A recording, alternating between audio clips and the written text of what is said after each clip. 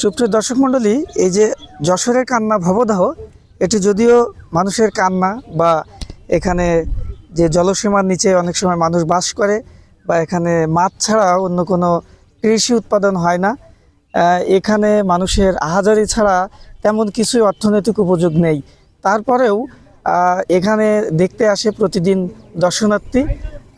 রাষ্ট্রীয় নীতি নির্ধারক থেকে শুরু করে স্কুল পর্যায়ের শিক্ষার্থী, অভিভাবক সহ শিক্ষকেরা। আজ এখানে আমরা একজন পর্যটককে পেয়েছি, আমরা কথা বলছি তার সঙ্গে। কি নাম আপনার, কোথা থেকে এসেছেন? আসসালামু আলাইকুম, আমি রাজিবুল খান সোহাগ, আমি যশোর থেকে আসছি। আমি একজন স্কুল শিক্ষক। আচ্ছা, আপনি এখানে মূলত কি উদ্দেশ্যে এসেছেন? আমার এখানে উদ্দেশ্য আসা হচ্ছে প্রাকৃতিক সৌন্দর্যের এক অনন্য ভুবন, ভবদহ অঞ্চল। সেই ভবদহ অঞ্চল সারা বাংলাদেশের প্রতিটা মানুষের যেন হৃদয়ের একটা ভালো লাগার জায়গা। এটার ভালো লাগার মূল কেন্দ্রবিন্দু হচ্ছে এখানে প্রাকৃতিক সৌন্দর্যের এক অপরূপ দৃষ্টিনন্দন একটা জলরাশি, যেখানে এই ভবদহের প্রায় 96 ভবদহ বলা হয়, 96 গ্রাম ভবদহ বলা হয়। এখানে 96টি গ্রাম প্রায় এই ভবদহর পানিতে বিলে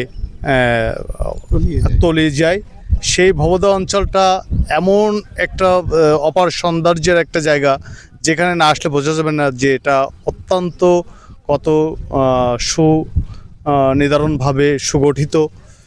এখানে আসলে আসার পরে আমাদের কাছে ভালো লাগে, শুধু ভালো লাগার জায়গা থেকেই বলবো না, এই ভবদহ আমাদের কাছে ভালো লাগা, কিন্তু এই অঞ্চলে মানুষের জন্য এটা দুঃখ ভরা ক্লান্ত একটা জায়গার নাম, যেখানে অসংখ্য মানুষ পানিবন্দী অবস্থায় জীবনযাপন করে। বছরে 12টা মাসই এই অঞ্চলের মানুষের জীবিকার মূল উৎস বর্তমান মাছের সাথেই তাদের জীবিকার নির্বাহ করে থাকে, যেখানে সামান্য পরিমাণ মাছ সংগ্রহ করে তারা দিন আনে দিন খায়।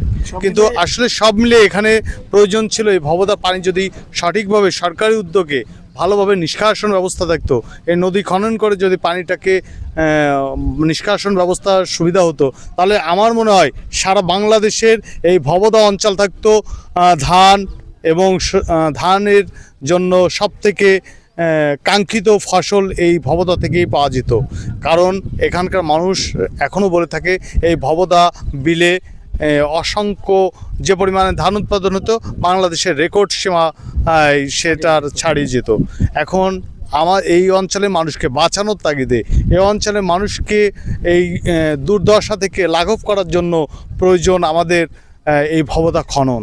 সরকারের উদ্যোগে, যদি সরকার বা বেসরকারি উদ্যোগেও যদি এটাকে এই লাঘবটা, এই ভবদহটাকে যদি খনন করা যায়, তাহলে এই অঞ্চলের মানুষের অপার সম্ভাবনার সেই বড় ধান উৎপাদন করা সম্ভব।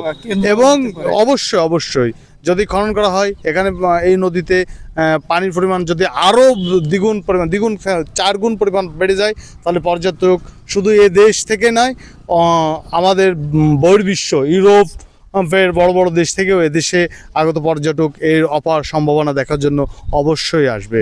এবং এটা যশোরের জন্য একটা অত্যন্ত কাঙ্ক্ষিত সাফল্য অর্জিত হবে।